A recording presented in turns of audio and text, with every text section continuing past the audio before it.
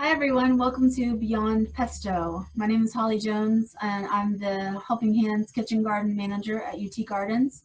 I'm joined today by Amy Haun. She is a master gardener and an herb enthusiast. And I'm going to do the first half of today's talk, and then Amy's going to do the second half.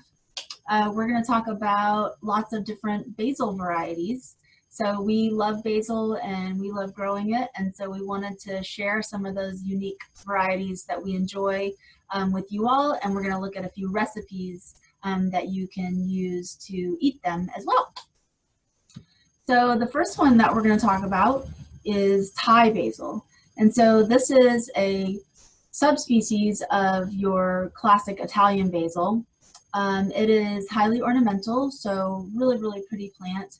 It's got nice purple flowers and purplish stems. All of the basils that we're going to look at today, and all of the ones that I'm aware of, really thrive when they have nutrient-rich soil, so rich soil and plenty of moisture. So you do want to make sure you've got good drainage, but you want to provide plenty of moisture and plenty of fertilizer to keep these the leaves of the basil plant growing really large, because you want to harvest the leaves probably for culinary purposes, so you want the leaves to be nice and big and lush. So you want to make sure you got plenty of fertilizer and plenty of good irrigation. This Thai basil is a tropical perennial, and we grow it as an annual here, so it's not tolerant of cold weather. But you can grow it from seed every year, and it grows really fast, so you can get a lot of good growth, enough to harvest, in one season from seed. So really easy to grow from seed. It's widely used, the Thai basil is widely used in Southeast Asian cuisine. So food from places like Thailand, Vietnam, Laos, Cambodia, Thai curries, different types of stir fry, goes really well with chicken. Definitely has a different flavor from Italian basil. It's described as like an anise flavor. It has a slight licorice flavor to it. I'm not a huge licorice fan, but I love Thai basil. It's a really mellow licorice flavor, and a really nice distinct flavor to cook with. Two varieties that we love to grow are Siam Queen and Lingkuri. The Siam Queen is kind of your standard superior selection of Thai basil. It grows really fast. It has a nice strong stems. It has the beautiful purple flowers. So it's a good one to look for. And then Lingkuri Thai is one that I have grown before. And it's a smaller than the Siam Queen, and the flowers are more of a reddish pink color. So it's just a nice different variety to experiment with. Flavor is really similar to Siam Queen and the other Thai basils. So we experimented with making a vegan pho. So Jacqueline, actually, who works with me in the garden, she put this together. And pho is classically made with a beef-based broth or a chicken-based broth, but the vegetarian is quite good as well. Thai basil is considered an essential ingredient of the pho. It's used as a garnish, so you cook the whole soup with all these other great spices and flavors, and then right at the end you add the fresh Thai basil, cilantro, lime, and jalapeno peppers, and that's what really brings it all together and makes it that delicious pho. So the recipe you can see here, and you'll be able to go access that if you want to give it a try. Jacqueline put together this little video, so we're going to play this, and it'll just kind of give you a taste of what goes into making that pho. So you broil the onion and ginger, and we did harvest the ginger fresh from the UT Gardens, but you put that in the oven to develop some of those flavors, and then you combine that with your vegetable stock and a lot of those other spices. So anise, the cinnamon, you got some whole peppercorns, some whole cloves. You blend, and then you stir that all together, let it simmer for at least 30 minutes. Then you're going to prepare your noodles and saute up the mushrooms. And then you just combine all of those elements together. So you combine the noodles with the broth and the mushrooms, and you add your garnishes and enjoy. And you can see the finished product there. It's a really nice light soup. It's great any time of year, but it's wonderful in the summertime because it is that clear broth, and you're going to have easy access to your fresh Thai basil from your garden. So it's a great soup to try. Pesto Perpetuo is a favorite of mine, and this one you could definitely use to make pesto, but you could also use it for all kinds of other great recipes. It's a hybrid of sweet basil and lemon basil, and it actually came from a sport or a side shoot off of a variety. It's a Greek columnar basil variety named Lesbos. But this was discovered as like a little side branch and was patented and propagated, and now we have Pesto Perpetuo. And it's special and different from its parent plant because it has that beautiful variegation on the leaf. So you can see it has a nice white, little white parts on the leaf. So that's the variegation. And it has a unique growing habit. So it's a columnar basil. So it grows taller than it does wide.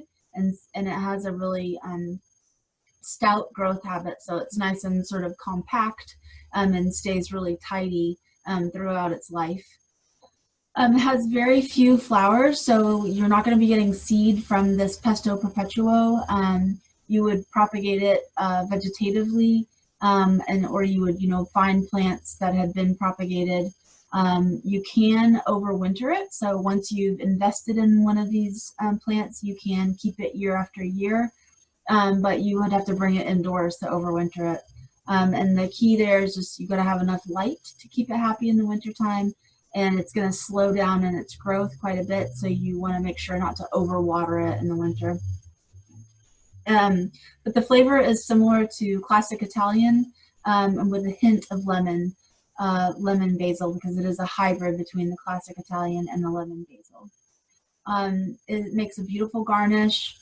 And you can see here a little bit more up close that nice variegation. It's just a really handsome plant, and it has a nice flavor. And because it doesn't flower, the flavor stays the same all season long. So it has a nice even basil flavor all summer long. I used it to make a basil limeade, and this was super easy. There are a lot of variations that you can do on this recipe, but I just took fresh limes, squeezed those into a container, and then added sugar and mixed that concentrated lime in with the sugar until you get the sugar nice and dissolved, and then you just add water to that. And then a simple way to integrate the basil flavor is to take your individual serving glasses, put about 5 basil leaves down into the bottom of your glass, and then gently muddle those. So you don't want to mash them into a pulp, but you do just want to bruise them and muddle them to allow some of those aromatic oils to come out of the leaves. And then you can add some ice to your cup and then pour your limeade on top of that, and you have a delicious, refreshing basil limeade. I also garnished it with a sprig of the Pesto Perpetuo for a nice ornamental flair there at the end. Tulsi is the last one that I'm going to cover today, and it is completely different from your classic Italian basil. It's its own species, and the common name Tulsi is actually shared by multiple basil species. So I'm growing one. It's the one that you see here in this picture. And the species on that one is Sanctum. But you can also find other species of basil that are also commonly called Tulsi. So when I was doing a little research for this talk, I discovered that they look very different from each other, and I can only imagine that the flavor is very different. So now I'm excited to try the different species of Tulsi or holy basil. But for now, I'm growing this one that you see in the picture here. It is a profuse, it makes a profusion of flowers. So you have a lot of flowers on it, and that's great because it attracts a lot of beneficial insects, small parasitic wasps that can prey on pest insects in the garden. And it also attracts your pollinators like honeybees. So it creates a lot of pollen and nectar for your beneficial species in the garden. It reseeds freely, so you're going to have little volunteer holy basils popping up all over the garden, and I enjoy that. You never know where you're going to see it, but I usually let it grow and let it flower and feed those beneficial insects. This one is highly revered in India. It is a holy plant in the Hindu tradition, and it's considered to be sacred. It's used in herbal medicine, and it's touted as having anti-anxiety properties. And so it's used in like aromatherapy. And I love to just walk through the garden and, you know, get a good sniff of it and smell it in and let it calm me down. I'm not going to cite any medical studies on that, but you can look into it if you're interested. And I have found it to be soothing. So it's also edible as well as being aromatic, and it has, like I said, a really distinct flavor. So it's not one you definitely would never substitute this for any of your Italian recipes. You know, ones that you would use the Italian basil in. But you could use it in stir fries, and you can use it in to make a wonderful tea. And I experimented with making a fig and tulsi lassi. And so this is a yogurt drink that is common in India. You might have seen mango lassis at Indian restaurants, but this is one that highlights wonderful mellow honey fig flavors, and then combines it with the peppery sweet flavor of the holy basil or tulsi. And it's really a nice, cooling, high protein beverage. It uses Greek yogurt, and I used a non-fat Greek yogurt to keep the calories down. But then you add either sugar, or you could sweeten it with honey, and then using those fresh sweet figs, blend it all together and add in the tulsi. And you also add in some water, and you want to serve it really cold. But it's really a tasty, it's almost like a smoothie, but it's got this kind of exotic flavor because of that addition of the basil. It's a really good drink to try. So now we're going to transition over to the other portion of the slideshow, and we'll hear from Amy. Hello, my name is Amy Haun, and I am a Knox County Master Gardener, and Holly asked me to talk about lemon basil, cinnamon basil, and another topic that we'll have to get to. Lemon basil is a cross between common basil and American basil. It's also known as hoary basil, Thai lemon basil, or Lao basil. Now, just a moment about the American basil. Did you know American basil is from Africa? I don't know how it got the name American basil, but that's the name it has. The lemon basil is mostly grown in northeastern Africa and southern Asia, and is used in the cuisines throughout those areas. It is a lovely light green plant with white flowers, and is a great addition to any garden. Though I did just find out that my favorite variety of lemon basil, Mrs. Burns, is actually not truly lemon basil, but is just a selection of common basil that has a lemony fragrance. There are many ways to use lemon basil: in tea, in stir fries, in soup. Here's one that I saw as a rough suggestion on a website and thought I'd write out a recipe. To do this, you blanch the beans, heat up a skillet with some oil and some garlic, add the blanched beans, and toss with the lemon basil. and then you're ready to serve. Here's the finished dish. It's rather tasty. I didn't overcook the beans, so they have a nice bright color, and the taste is really pleasant. Cinnamon basil is a variety of common basil and is also known as Mexican spice basil. This one is grown throughout the world and is used in multitudes of different types of dishes.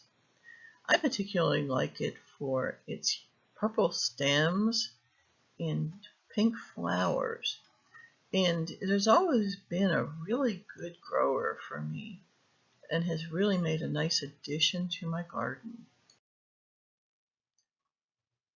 For this one, I made cinnamon basil cookies, which I wish I could share with you. It's a pretty standard cookie recipe and is listed under the ingredients. You cream the butter and sugar, add the egg and vanilla, then you add the chopped basil and the lime zest, and finally, after those are thoroughly creamed together, you add the flour, which has salt and baking powder in it. Once the ingredients are mixed, you just roll them in plastic wrap and put them in the refrigerator to get firm.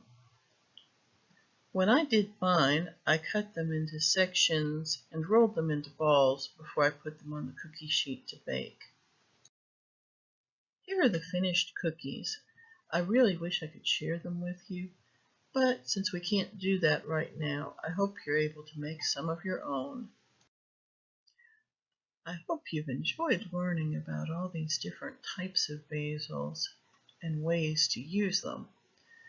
But we felt we would be remiss if we did not mention one of the major issues that's happening with growing basils right now. Basil downy mildew.